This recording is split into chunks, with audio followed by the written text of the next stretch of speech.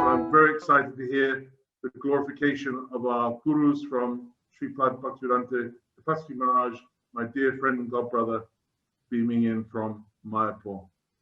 Godroom indeed. Maharaji, welcome. Dandavat pranams, thank you. I am most honored to be here. Very wonderful, especially on this last day for me of Kartik. So somehow or other, you've perfectly arranged everything. Thank you so much, all the devotees. And yes, very special for me to be here on this last day of Kartik after 4 months of Chaturmas and 1 extra month of Purushottam Mas, and now last few hours before the Purnim, before the Ras dance also begins for us tomorrow. So by the causeless mercy of Gurudev, Srila Gaur Govinda Maharaj, Srila Bhakti Vigyan Bharati Goswami Maharaj, Srila Prabhupada, Srila Bhakti Pragyan Keshava Goswami Maharaj, Srila Bhakti Pramod Puri Goswami Maharaj, whose appearance day here it is today, all my Shiksha Gurus, and Gandharvika Giridhari, Shri Radha Vinod Bihari. So I've been requested to speak on Gurudev, and I also want to speak about Srila Prabhupada, His Divine Grace, A.C. Bhaktivedanta Swami Prabhupada, because they have obviously, like for most of us, have such a significant part, a huge, or all my life really.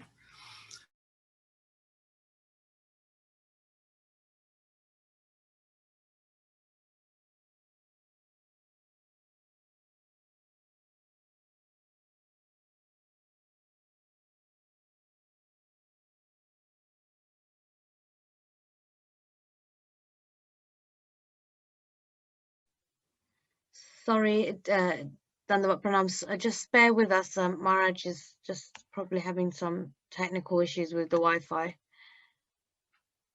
Hopefully he'll be back on very soon.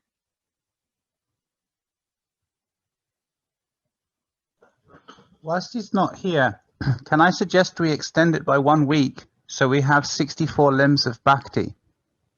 Sounds So rather, wonderful. would that be possible? Because then it's numerology, and then we have like, oh, Maharaj is back. Jai, Dandavat. Dandavats. Shall I keep going? Can you hear me? Good, Maharaj. You're all so prepared that you've got like, you know, speakers to speak in between, and that's wonderful. I just love it. Your organization and to keep it smooth and connected. That's my dream as well, to keep myself connected. So Kartik is coming to a conclusion, and in essence, I could say out of all of this talk that for me, Gurudev gave Radha consciousness, that he brought Kartik. Of course, there's many things Gurudev did, but he really brought Kartik to the forefront with the Damodar Astak. Every time we went to Vrindavan, I remember in Mathura, so many devotees sitting together and eagerly listening to Gurudev speaking about Damodar Astakam and the intensity that we were going to go on Parikram. So he really highlighted this month. And I see that since Gurudev's Parikram and the intensity of that Parikram, so many other groups, of course, some were doing it before, but now it has like blossomed. And Kartik months, there's so many devotees coming from all over the world. Well, not now because of the situation, but previously, to connect with Srimati Radhika. So Gurudev really brought her to the forefront. It's interesting, actually, when you look at the Kanishta, generally for the Kanishta devotee, that Radha isn't really playing a significant role. She's not ignored, but she's not really acknowledged, let's say. She's barely recognizing, the devotees barely recognizing Radha. Their main focus is, okay, let me surrender and purify. Let me surrender and purify. So Gurudev didn't want just to leave everybody on that platform. I think we all felt his pushing. Wherever you stood, wherever you sat, however far you sat away, there was always this feeling of, come on, get up, rise up, and contribute and connect. So for the Kanishta, certainly Gurudev explains that when Srila Prabhupada came, that he was preaching to people who really knew nothing about Krishna consciousness. And he wasn't able to give really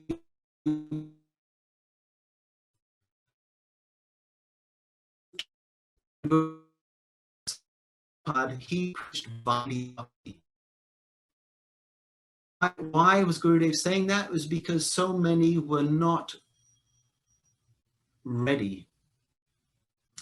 And then he said, but now good fortune has come by the mercy of Srila Prabhupada. And we can also understand by the mercy of Gurudev that the time has come to move forward, because the Madhyam sees the love between Radha and Krishna. He may not understand it and be fully absorbed in it, but he sees the love between Radha and Krishna. And he sees that they invite us to their love. They're inviting us. It's almost like the deities are looking out. The Madhyam is looking at the deities, and the deities are looking out and saying, come on, inviting them. So, so right now, so I've talked a little bit, just touched on sort of Gurudev coming and really giving I'm going to try to make this short now because I don't know how much time I have. So really Gurudev wanted us to not miss the point. Prabhupada came to give so much, and many people have got caught up in trying to understand Srila Prabhupada in one sense. But when the Uttam comes, he sees not, you see the Madhyam, he sees with trying to understand through, I wouldn't say through logic, but he's discussing with other devotees, and it's somewhat a ascending process. So he's trying to understand with others, whereas the Kanishta, his understanding is very narrow. He sees one thing and accepts one thing as everything.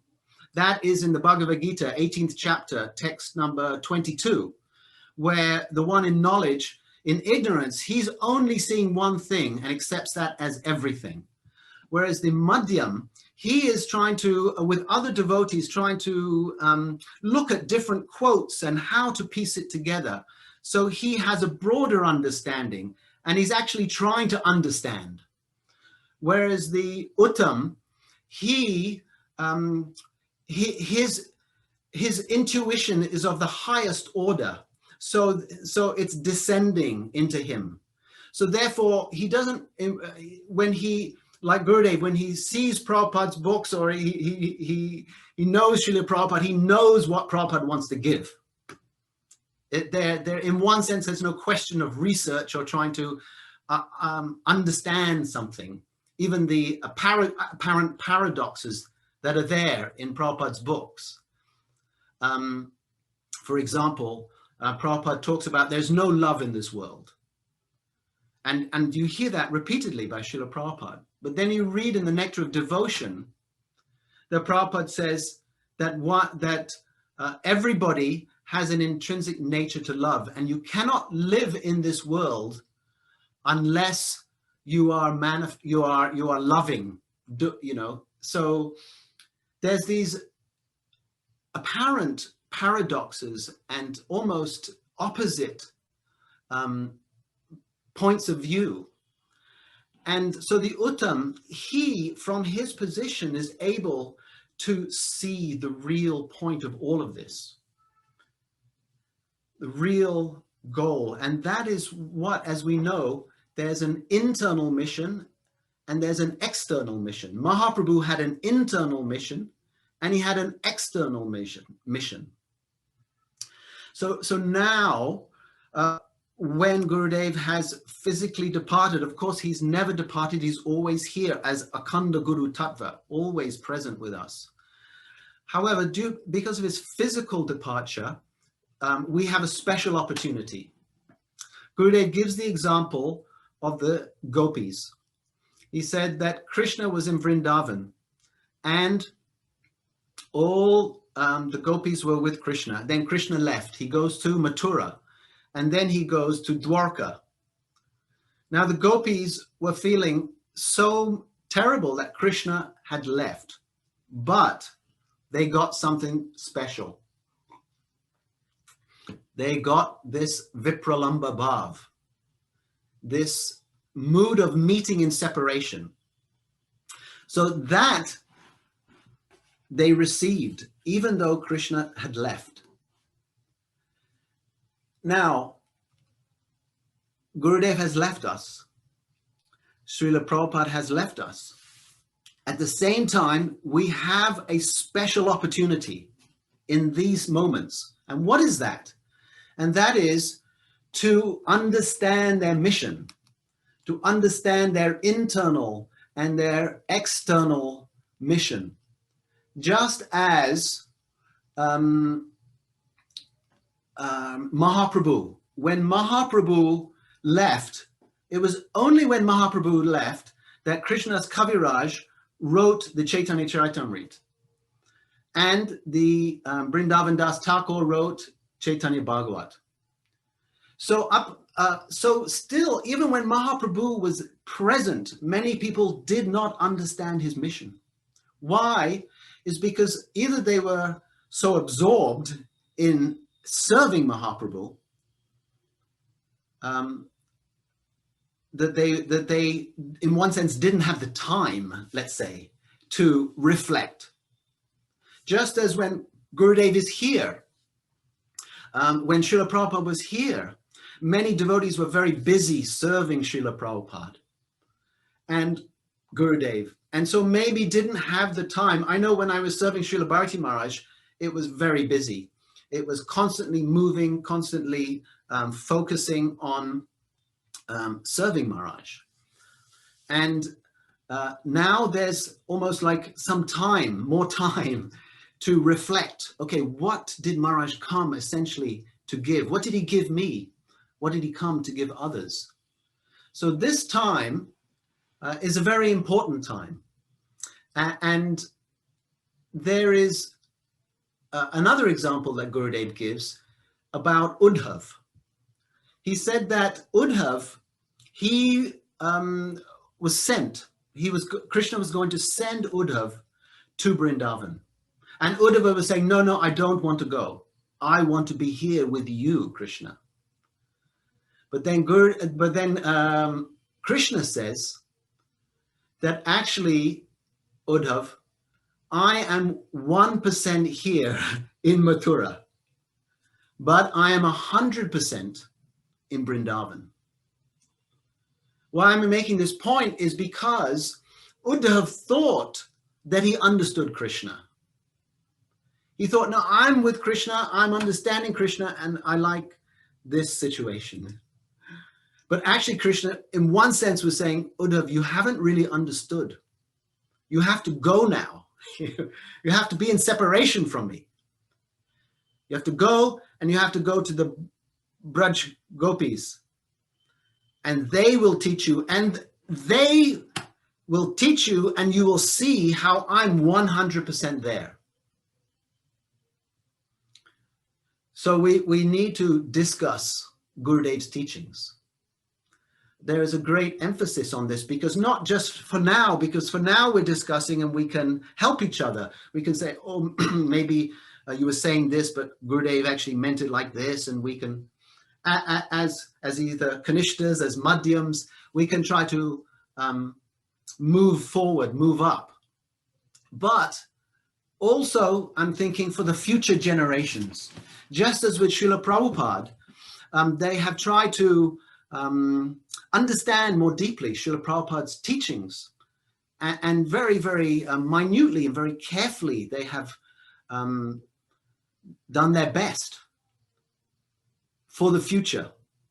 And so our mission is also to discuss amongst ourselves and to make it very clear what, for future generations, what Gurudev has come to give, and what his speciality was. And this is, of course, is what we're doing on these Zoom calls, is doing exactly that, giving each other the opportunity to discuss these. So even I remember before that in the sort of late 80s, there was a very strong opposition to reading any of the other acharyas' teachings. But if you read in the first canto, first chapter, and text number 1, right in the beginning, Prabhupada says, if one is a sincere student, they will read the commentaries of the acharyas, like Vishwanath Chakravarti Thakur, and he lists all the acharyas, Baladev Vidyabhushan. So that means that actually, even though the devotees have come together, they missed something. And that is the difficulty sometimes with the Kanishta, with the Madhyam, that we can analyze and try to understand. But so many times we've seen that they're coming up with an idea that they think is right, but it may not be right at all. It may not be right at all. So what does the Madhyam do then? Therefore, he comes together with other Madhyams and try to understand how the Uttam sees, and try to then present it as the Uttam sees things. So this is really why I'm saying all this, is because this is what Gurudev did with Srila Prabhupada. Within a flash. It wasn't like he had to think or discuss it. It's like, okay, this is your Swamiji's mission. I remember sitting in Varshana, I can't remember, 97 maybe, something like that, in Parikram. And Gurudev said, after all the devotees had glorified Srila Prabhupada, and then Gurudev said, none of you, basically something like this, this is the way I understood it, that none of you, I have known your Swamiji for so long, and he has said our relationship is transcendental, and all of you are glorifying his preaching of books and building temples and doing all these things, which are certainly wonderful. Even Shankaracharya, who was a great preacher in India, only preached in India. But Gurudev said, what is his glory? His real glory is who is he in the spiritual world. And there was a silence that fell across, because that was the first time I think most of us had heard Gurudev speak like that. And then there was a seismic shift. Like, oh my gosh, we have missed the point. We've missed the point. Actually, this is Prabhupada's glory. And what he has come to give is, obviously, as we know this, Swabhakti Sriyam. And this is what Gurudev emphasized again and again and again, to make it in such a way, just as Prabhupada emphasized in every page of his book. If you read any page of Srila Prabhupada's book, you're going to come up with, you're not the enjoyer, you're a servant, and you're to serve Bhagavan Krishna. So in the same way with Gurudev, we have been inoculated in one sense of what is the goal. And this is because Gurudev, as an Uttam, he's seeing the whole thrust and in which way to go. So I'm going to conclude in a minute because we're running, I don't want to run too late.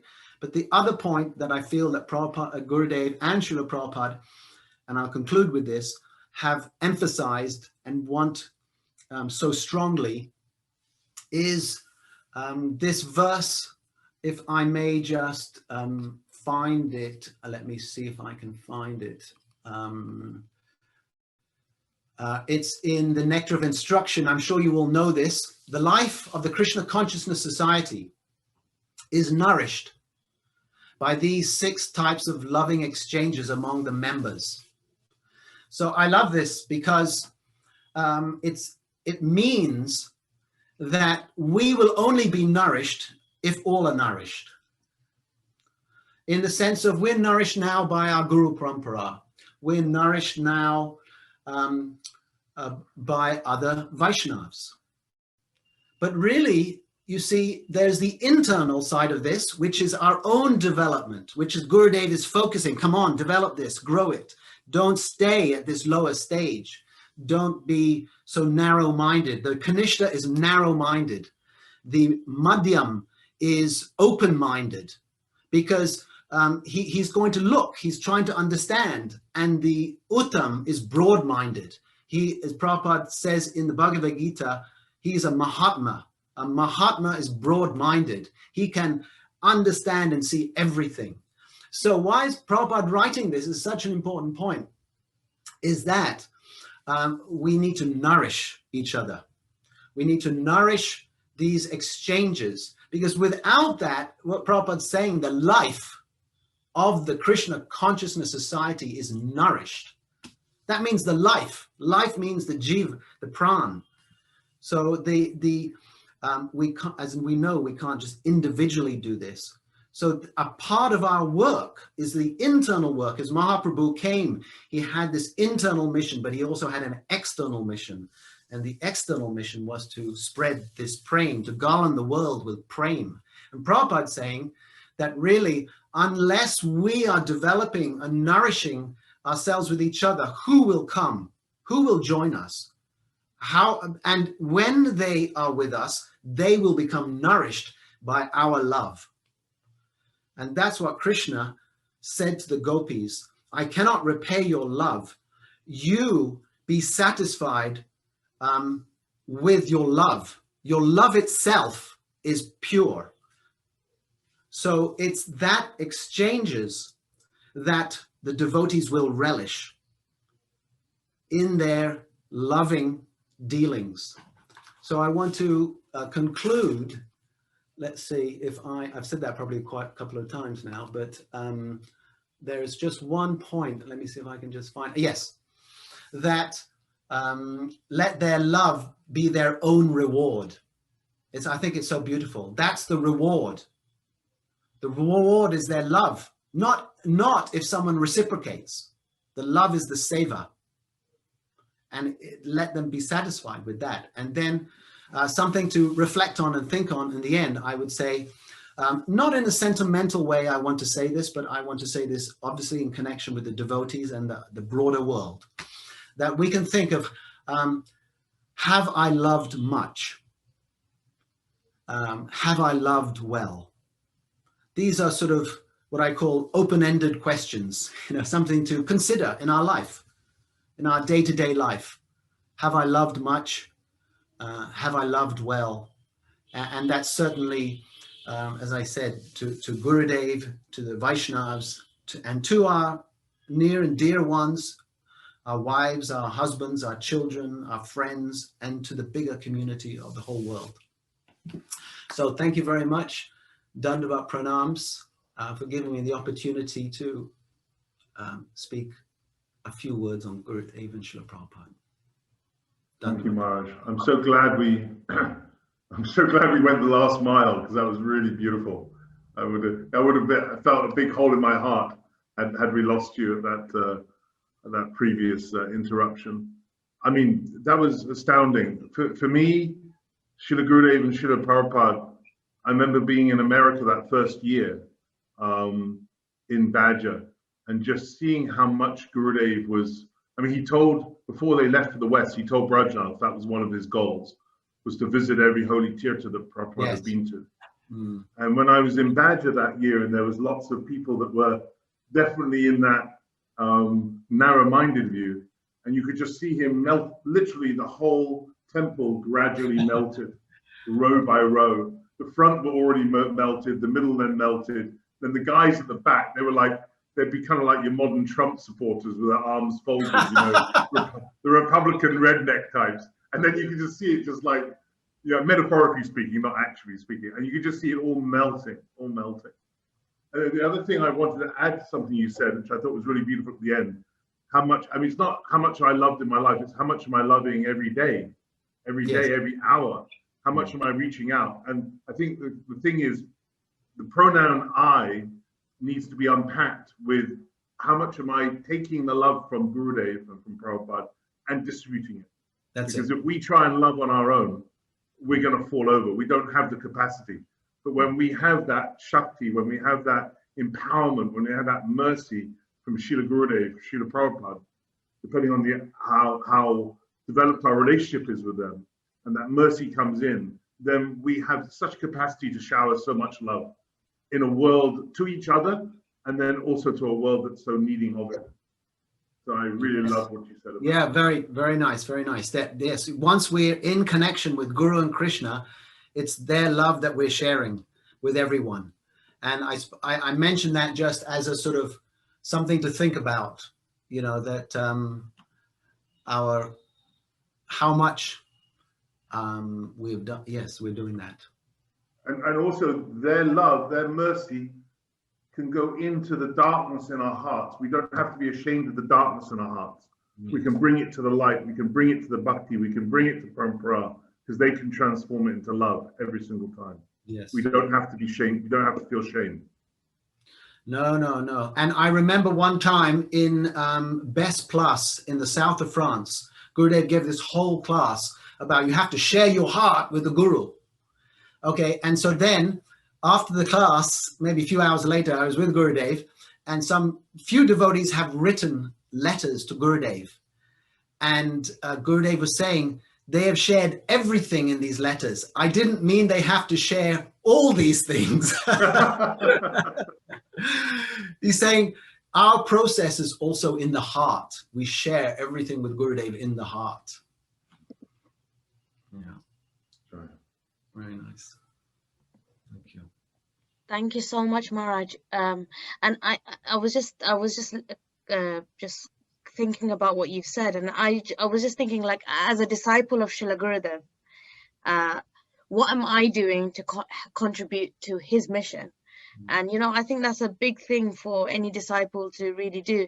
It's one is to, like you said, is to go internally and practice internally, but the other is to go out and help the others, because that's their part that they want you to do as well. So as well as practicing inside, is to go externally and support a wider group.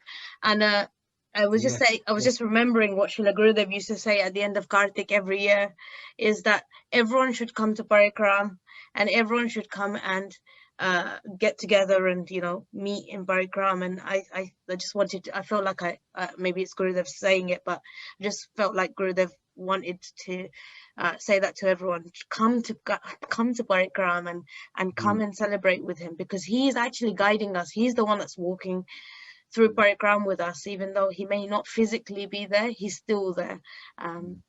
So thank you so much, Maharaj. I'm so happy. I was actually praying to Srila Gurudev that please just let Maharaj's internet work, and it seems to have done the trick. So I think all of us were praying at the same time. So that's super amazing. So thank you so much, Maharaj, for speaking and spending time with us.